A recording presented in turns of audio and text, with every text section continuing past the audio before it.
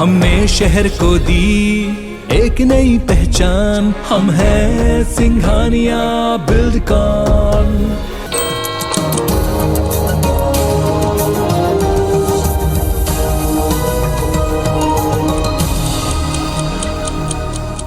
नमस्कार, सुप्रभात, good morning. आप देख रहे हैं IBC 24। मैं हूं आपके साथ राहुल सिन्हा। सुबह 7 बजे के बुलेटिन में आपका स्वागत है। उस बुलेटिन में सबसे पहले बात करेंगे रूस यूक्रेन के बीच जारी जंग की।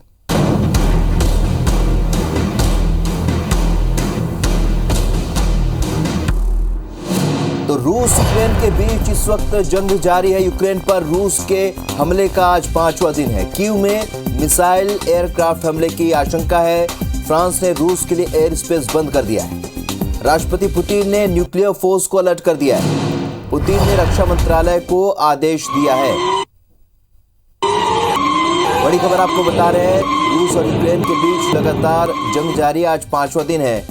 ऐसे में रूस लगातार यूक्रेन पर हमले कर रहा है।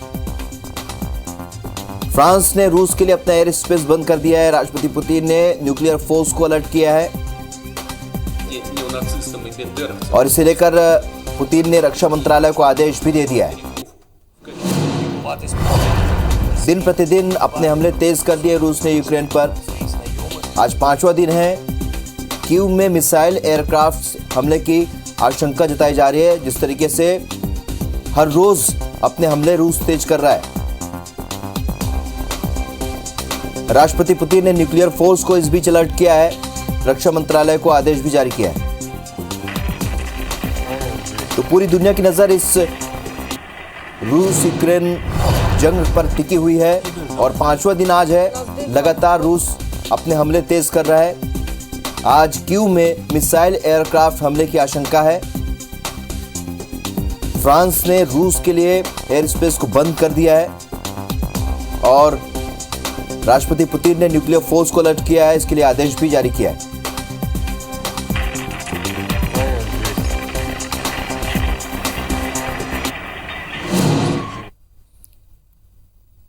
इस बीच पीएम मोदी ने यूक्रेन संकट के बीच अहम बैठक की है। 2 घंटे से ज्यादा चली ये बैठक, जिसमें विभिन्न विषयों पर चर्चा हुई। भारतीयों की वापसी सबसे बड़ी प्राथमिकता है, ये कहा पीएम मोदी ने। ऑपरेशन गंगा के तहत अब तक 907 भारतीयों की वापसी हो चुकी है। यूक्रेन में फंसे हुए लोगों की भारतीयों की वापसी का सिलसिला लगातार जारी है।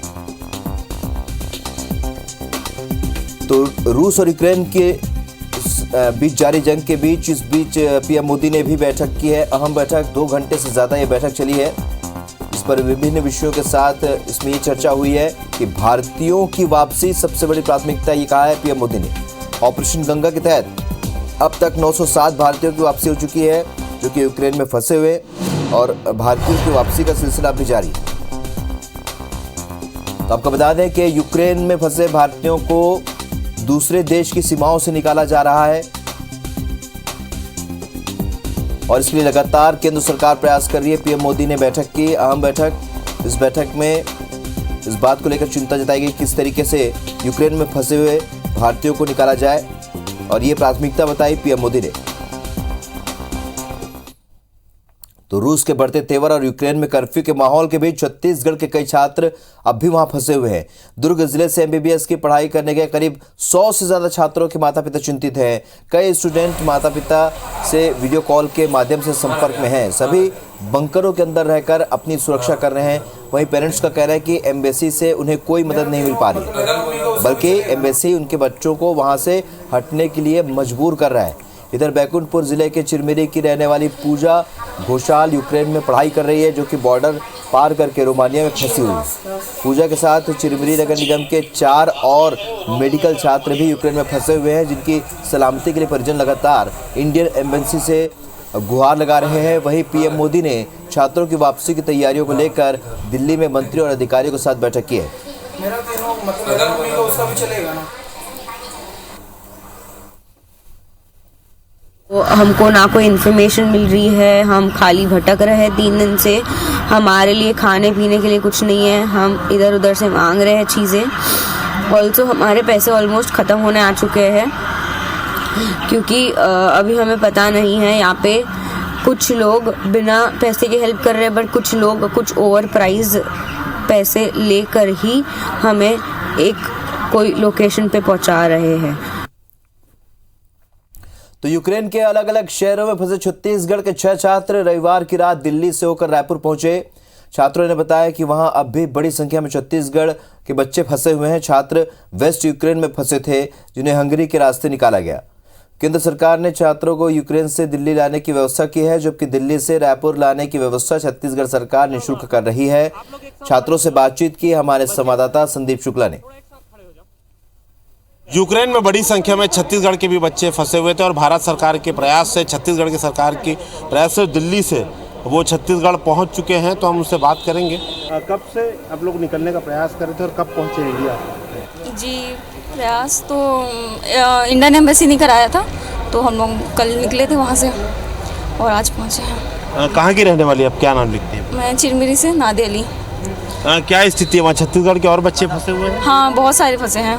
एक और छात्रा है जो अभी अभी पहुंची है। आप कहाँ की रहने वाली? छत्तीसगढ़। मैं छत्तीसगढ़ से, रायपुर से रहने वाली हूँ। आप कहाँ फंसे हुए थे आप? मैं उजरोद नेशनल यूनिवर्सिटी की छात्रा हूँ। मैं उजरोद में थी, यूक्रेन में फंसी हुई थी। क्या स्थिति थी अगर बताएं दर्शकों? जी, वेस्टर्न यूक्रेन की हालत उतनी ख़राब नहीं थी, पर ईस्टर्न जो यूरोप है, मतलब यूक्रेन है, उसकी हालत काफ़ी ख़राब है। जैसे कि खार्किव की में बहुत बच्चे फंसे हुए हैं। वहाँ पर खाने पीने की काफ़ी दिक्कत हो रही है। जो कीव और खार्किव में बच्चे फंसे हुए हैं, जो बेसमेंट में फंसे हुए हैं, उनकी जल्दी मदद करनी चाहिए, क्योंकि काफ़ी मतलब उनके पास खाने पीने का सामान नहीं है और वो ऐसी जगह फंसे हुए जहाँ पर कंटिन्यूसली बमबारी हो रही है। कैसा लग रहा है? आप अभी अभी पहुँचे हैं रायपुर। कहाँ के रहने वाले हैं? क्या नाम है? झेलप से रहने, राहुल पटेल। कैसा लग रहा है? अब तो देश पहुंच गए, अब तो रायपुर पहुंच गए। हाँ, मतलब रायपुर के पास वाला जाना? हाँ, ये बस 80 किलोमीटर है यहाँ से। उजरोद यूनिवर्सिटी में थे, वहाँ के लोग हमारी बहुत हेल्प किए और यहाँ एक सर हैं राय सर, वो भी बहुत हेल्प किए अपना। मैं शमशी फिरदौस लिखती हूँ पूरा नाम, और मैं यूक्रेन के उजोर्द स्टेट में फंसी हुई थी। वहाँ थोड़ा कम तनाव था बताया जा रहा है, लेकिन जब आप लोग किस रास्ते से निकले? पोलैंड होते हुए कई लोग? हंगरी होते हुए। ये स्टेट्स पे क्या हालात हैं अभी? बाकी अदर स्टेट्स का कंडीशन बहुत ही ज़्यादा बेकार है। लाइक कीव और खार्किव में तो बच्चों को बंकर्स में रखा हुआ है। देखिए, बड़ी संख्या में अभी भी जो है छात्र वहाँ पर फंसे हुए हैं और कहीं ना कहीं रेस्क्यू ऑपरेशन को और तेज़ करने की ज़रूरत है। फिलहाल सुरक्षित तरीके से सभी बच्चे यहाँ पर पहुँच चुके हैं, अपने घर के लिए रवाना हो रहे हैं। रायपुर के अलावा भिलाई और महासमुंद के इसमें बच्चे हैं। तो खैर भारत जो है वो सबसे तेज़ी से रेस्क्यू कर रहा है, बहुत अच्छे से बच्चों को यहाँ लाया जा रहा है। तो इसमें छत्तीसगढ़ सरकार के भी अधिकारी रात दिन लगे हुए। दिल्ली से बच्चे यहाँ पर जो है जल्द से जल्द पहुँचे, परिजनों से मिले। फिलहाल तनाव तो कहीं से कम होता नहीं दिख रहा है, लेकिन भारत सरकार लगातार अपना प्रयास कर रही है। उम्मीद है कि जल्द से जल्द भारतीय जो बच्चे वहाँ फंसे हुए हैं सबको रेस्क्यू कर लिया जाएगा। कैमरामैन अभिषेक गर्ग के साथ संदीप शुक्ला, ABC 24 रायपुर।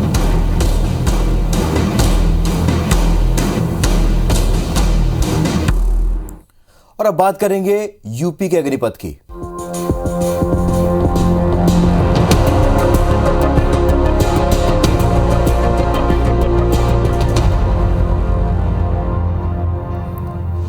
तो यूपी में 6वें और 7वें चरण के लिए चुनाव के लिए प्रचार तेज हो गया है। 3 और 7 मार्च को आखिरी 2 दौर की वोटिंग होनी है। यूपी में दिग्गज नेताओं की कई जनसभाएं होंगी। पीएम मोदी आज महाराजगंज और बलिया में जनसभा करेंगे। केंद्रीय गृह मंत्री अमित शाह कुशीनगर, संत कबीर नगर, इटावा, सिद्धार्थनगर, बस्ती में जनसभा करेंगे। बीजेपी के राष्ट्रीय अध्यक्ष जेपी नड्डा आज जौनपुर, मिर्जापुर, चंदौली में प्रचार करेंगे। सीएम योगी आदित्यनाथ गोरखपुर, देवरिया जिले में जनसभाएं करेंगे। अखिलेश यादव की अंबेडकर नगर और बस्ती जिले में जनसभाएं। तो 6वें और 7वें चरण के लिए अब प्रचार अभियान तेज हो चुका है। पीएम मोदी ने खुद मोर्चा संभाला हुआ है। इधर योगी आदित्यनाथ भी गोरखपुर, देवरिया जिले में जनसभाएं करेंगे। तो अखिलेश यादव भी अंबेडकर नगर और बस्ती में जनसभाएं करेंगे। इधर सीएम शिवराज सिंह चौहान भी यूपी दौरे पर है और लगातार आज सुबह वो दौरा कर रहे हैं। आज सुबह फिर 10:40 पर वाराणसी के लिए रवाना हो जाएंगे। 3 विधानसभा क्षेत्रों में जनसभा को संबोधित करेंगे। गाजीपुर जिले के बदरियाबाग, जखनिया में जनसभा को संबोधित करेंगे। तो जौनपुर जिले के गरियाव मार्केट, मुंगरा बादशाहपुर में भी जनसभा करेंगे। जफराबाद में भी जनसभा को संबोधित करेंगे। सीएम शिवराज शाम को 6:30 बजे भोपाल पहुंचेंगे। इधर यूपी दौरे से आज सीएम भूपेश बघेल वापस लौटेंगे। सीएम भूपेश बघेल बीते कई दिनों से चुनाव प्रचार कर रहे थे। कल गोरखपुर में उन्होंने चुनाव प्रचार किया था। मध्य प्रदेश और छत्तीसगढ़ दोनों जगह के मुख्यमंत्री इस वक्त यूपी चुनाव पर फोकस किए हुए हैं। आज मुख्यमंत्री भूपेश बघेल वापस लौटेंगे रायपुर। इधर अयोध्या में पांचों चरण के लिए जमकर वोटिंग हुई। लोग घर से निकले और अपने मताधिकार का प्रयोग किया। वोटिंग के प्रति जागरूक लोगों की वजह से ही अयोध्या में 61% वोट पड़े हैं। लोगों के साथ साधु संतों ने भी जमकर वोटिंग की। हनुमानगढ़ी के पुजारी राजू दास ने अपने मताधिकार का प्रयोग करने के बाद कहा कि जिस प्रकार से योगी सरकार में विकास का काम चल रहा है, आने वाले भविष्य में अयोध्या एक अलग नगरी के रूप में दिखेगी। वहीं अयोध्या धाम में समाजवादी पार्टी के राष्ट्रीय अध्यक्ष अखिलेश यादव के हनुमानगढ़ी पूजन करने को लेकर कहा कि वे सिर्फ इच्छाधारी हिंदू हैं, गिरगिट जैसा रंग बदलने वाले लोग हैं। अयोध्या में तो इसको सांस्कृतिक सिटी बनानी है, यह विषय है, आस्था का सवाल है। इसके नाते अयोध्या और डेवलपमेंट हो और विकास हो। कालनेमी लोग हैं, वो इच्छाधारी हिंदू हैं, वो गिरगिट जैसे रंग बदलने वाले लोग हैं। अगर इतना ही आस्था होता तो इतना दिन से क्यों नहीं आए? इतना ही आस्था होता तो आज वोट के समय में क्यों दर्शन करने आए? पहले भी आ सकते थे।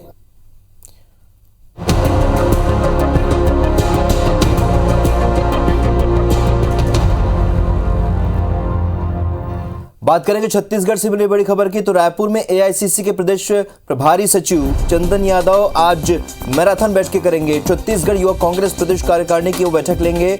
6 महीने के कार्यकाल की भी वो समीक्षा करेंगे। तो आगामी कार्य योजना को लेकर टास्क दिए जाएंगे। सरकार की योजनाओं को युवाओं तक पहुंचाने की जिम्मेदारी दी जाएगी।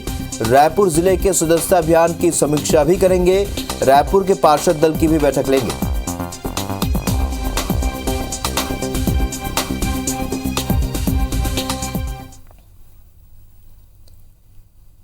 तो मध्य प्रदेश और छत्तीसगढ़ में गैर राजनीतिक और राजनीतिक हलचल होगी, और क्या कुछ ये हलचल होगी, इसकी ज्यादा जानकारी के साथ हमारे दो सहयोगी इस वक्त हमारे साथ जुड़ रहे हैं। भोपाल से नीलम गुरवे और रायपुर से प्रिया इस वक्त हमारे साथ जुड़ रहे हैं। सबसे पहले प्रिया, आपसे जानना चाहेंगे क्योंकि जब से यहाँ पर कांग्रेस के प्रभारी सचिव और प्रभारी यहाँ मौजूद हैं, तब से लगातार डिजिटल सदस्यता अभियान को लेकर भी और तमाम बैठकों को लेकर यहाँ राजनीति गरमाई, और क्या कुछ खास होगा?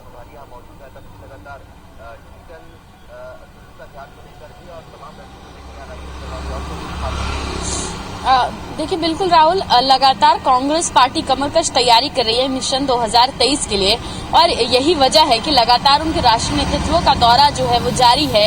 अलग अलग विंग्स को काम दिए जा रहे हैं, बैठकें ली जा रही हैं, और किस तरीके से सरकार की योजनाएं गांवों तक पहुंचाई जाए, लोगों तक पहुंचाई जाए, इस पर विशेषकर रणनीति बनाई जा रही है। अगर अभी बात करें, एआईसीसी के सचिव चंदन यादव छत्तीसगढ़ के दौरे पर हैं। आज वे युवा कांग्रेस के साथ जो है बैठक करने वाले हैं, उसके प्रदेश कार्यकारिणी के साथ बैठक करने वाले हैं। आगामी 6 माह के लिए किस तरीके की कार्य योजना है और बीते 6 माह में क्या कुछ काम किया गया है, इसकी पूरी समीक्षा करेंगे, और युवाओं तक सरकार की योजनाएं कैसे पहुंचाई जाएं, सरकार ने युवाओं के लिए जो जो काम किए हैं उसकी उपलब्धियां कैसे युवाओं को बताई जाएं, इसकी तमाम जिम्मेदारी जो है युवा कांग्रेस को दी जाएगी। इसके अलावा आज वो रायपुर जिले की भी जो सदस्यता अभियान है उसकी भी समीक्षा करने वाले हैं। अब तक कितना काम हो पाया है, रायपुर जिले में सदस्यता अभियान किस तरीके से चल रहा है, इन तमाम विषयों पर विस्तार से चर्चा जो है वो करने वाले हैं। कांग्रेस पार्टी ने इस बार 10 लाख सदस्यों का एक लक्ष्य रखा है, जिसमें से लगभग 7 लाख सदस्य बना लिए गए हैं, और आगे क्या स्थितियां हैं, किस तरीके से सदस्यता अभियान पर फिलहाल और जोर देना है, इन तमाम विषयों में विस्तार से चर्चा होगी। इसके बाद वे रायपुर के जो पार्षद दल है उनके साथ बैठक करने वाले हैं। कांग्रेस जो है भाजपा की ओर से आ रहे आरोप और जो प्रदर्शन है, खासकर जो बीजेपी का पार्षद दल है, उस पर अब किस तरीके से काउंटर करना है, अपने अपने वार्डों तक अब सरकार की योजनाओं को किस तरीके से पहुंचाना है, इसमें विस्तृत चर्चा जो है वो भी चंदन यादव पार्षद दलों के साथ करने वाले हैं। इसके अलावा अगर बात की जाए मुख्यमंत्री भूपेश बघेल की, तो मुख्यमंत्री भूपेश बघेल यूपी और दिल्ली के दौरे से लौटकर आज शाम जो है 7 बजे राजधानी रायपुर लौट आएंगे। लगातार हम देख रहे हैं कि मुख्यमंत्री भूपेश बघेल उत्तर प्रदेश में स्टार प्रचारक के तौर पर छत्तीसगढ़ में किस तरीके से काम हो रहा है, इसकी बात उत्तर प्रदेश में कर रहे हैं, यानी कि छत्तीसगढ़ मॉडल का जिक्र उत्तर प्रदेश में कर रहे हैं, और कांग्रेस के पक्ष में लगातार वे प्रचार करते नजर आ रहे हैं। आज शाम 7 बजे जो है मुख्यमंत्री भूपेश बघेल भी राजधानी लौट आएंगे। तो ये तमाम अपडेट्स हैं राहुल, जो दिन भर दिन भर IBC 24 अपने दर्शकों को देगा। बिल्कुल बिल्कुल। और मध्य प्रदेश में आज क्या कुछ खास होगा, नीलम बताइए। जी, मुख्यमंत्री शिवराज सिंह चौहान लगातार उत्तर प्रदेश के चुनावी दौरे पर है और आज भी उनका उत्तर प्रदेश की 3 विधानसभा चुनाव में चुनावी दौरा प्रस्तावित है। सुबह करीब 10 बजे के आसपास मुख्यमंत्री भोपाल से वाराणसी के लिए रवाना होंगे। 10:30 बजे वो वहां पहुंचेंगे। उसके बाद 3 अलग अलग विधानसभाओं में उनके चुनावी जनसभा को वो संबोधित करेंगे। जखनिया विधानसभा, मुंगरा बादशाहपुर और जाफराबाद के जो बीजेपी प्रत्याशी है उनके समर्थन में मुख्यमंत्री जो है जनसभा को संबोधित करेंगे। अगर हम बात करें तो लगातार ये देखने को मिल रहा है कि मुख्यमंत्री शिवराज सिंह चौहान लगातार जो है उत्तर प्रदेश के बीजेपी प्रत्याशियों के समर्थन में चुनावी सभा को संबोधित करते हुए आए हैं और आज भी उनकी ताबड़तोड़ 3 विधानसभाओं में जो है चुनावी रैली होने जा रही है, जहां वो जनसभा को संबोधित करेंगे। जाफराबाद के प्रत्याशी हरदेन प्रताप सिंह, मुंगरा बादशाह के प्रत्याशी अजय दुबे और जखनिया के बीजेपी प्रत्याशी रामराज वनवासी के समर्थन में मुख्यमंत्री आज जनसभा को संबोधित करेंगे। जी चलिए, तो ये 2 कॉमन बात है कि यहाँ पर दोनों ही प्रदेश के मुख्यमंत्री लगातार यूपी पे फोकस किए और लगातार इनके दौरे भी जारी। आप दोनों का बहुत बहुत शुक्रिया हमारे साथ जुड़ने के लिए। बढ़ते आगे, मध्य प्रदेश में विधानसभा के आम चुनाव होने में अब महज 1.5 साल का ही वक्त बचा हुआ है। ऐसे में अब सूबे के मंत्रिमंडल विस्तार के कयास लगने शुरू हो चुके हैं। इन कयासों को बल मिलने की वजह है हाल ही में प्रदेश बीजेपी संगठन ने अपनी टीम में 5 नए पदाधिकारियों की नियुक्ति करना है। और खास बात यह है कि इन पदाधिकारियों की नियुक्ति के लिए प्रदेश संगठन को न केवल पार्टी संविधान में संशोधन करना पड़ा बल्कि राष्ट्रीय नेतृत्व से विशेष अनुमति भी लेनी पड़ी। दरअसल जिन लोगों को नया पदाधिकारी बनाया गया है उनमें संघ और सिंधिया की पसंद के नेता शामिल हैं। अब माना जा रहा है कि मंत्रिमंडल विस्तार में जिन 4 चेहरों को शामिल किया जाएगा उनमें सिंधिया, संघ और संगठन के साथ सीएम की पसंद का एक चेहरा शामिल हो सकता है।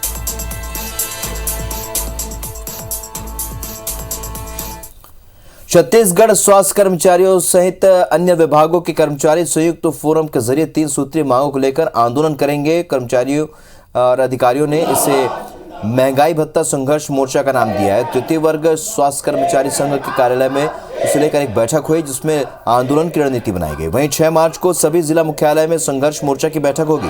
पहले चरण में 7 मार्च को सभी जिला, तहसील और ब्लॉक मुख्यालय में विरोध प्रदर्शन किया जाएगा। इसके बाद कलेक्टर के माध्यम से मुख्यमंत्री को ज्ञापन दिया जाएगा। दूसरे चरण में 11 मार्च को रायपुर में पैदल मार्च निकाला जाएगा।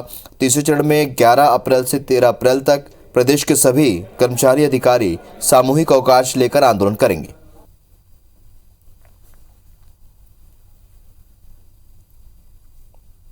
गहलोत सरकार ने, राजस्थान की सरकार ने लागू किया है, उसी प्रकार से छत्तीसगढ़ राज्य में भी पुरानी पेंशन स्कीम लागू किया जाए। हम लोग एक आंदोलन की रूपरेखा तय कर रहे हैं जो कि सभी साथियों के विचार विमर्श के बाद में एक आंदोलन का कार्यक्रम स्वरूप तय किया जाएगा। ये चूंकि कॉमन मुद्दा है, इस कारण स्वास्थ्य कर्मचारी संघ इसमें सम्मिलित है। महंगाई भत्ता संघर्ष मोर्चा के नाम से 14% डीए और HRA के लिए संघर्ष करेंगे। उसमें स्वास्थ्य कर्मचारी संघ पूरा सहयोग करेगी। रायपुर में छत्तीसगढ़ साहित्य अकादमी ने न्यू सर्किट हाउस में कविता समय श्रृंखला की पहली काव्य संध्या का आयोजन किया।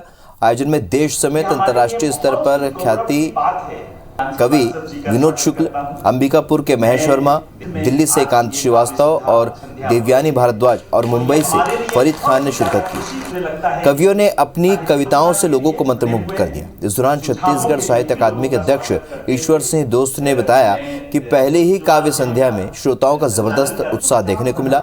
जल्द ही राज्य के अन्य जिलों में ऐसे आयोजन किए जाएंगे जिससे छत्तीसगढ़ के कवियों को बेहतर मंच मिल सके।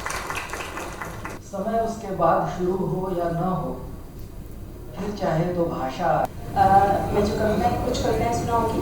पहली कविता है, इसका ये श्रृंखला कविता पाठ की और कहानी पाठ की और विमर्श के कार्यक्रमों की लगातार जारी रहेगी। और आज जैसा सहयोग यहाँ पे हमें साहित्य के रसिकों का मिला है, उससे हमारा मनोबल और ज़्यादा ऊंचा हुआ है कि हम साहित्य की एक नई, और सिर्फ रायपुर में ही नहीं पूरे छत्तीसगढ़ में हम लोग इसके कार्यक्रम करेंगे। तो सुबह 7 बजे की खबरों में फिलहाल लेते हैं, लेकिन ताज़ा अपडेट के लिए आप बने रहिए IBC 24 के साथ और आगे देखिए छत्तीसगढ़ी बुलेटिन। हमारे बानी हम लोग को नमस्कार।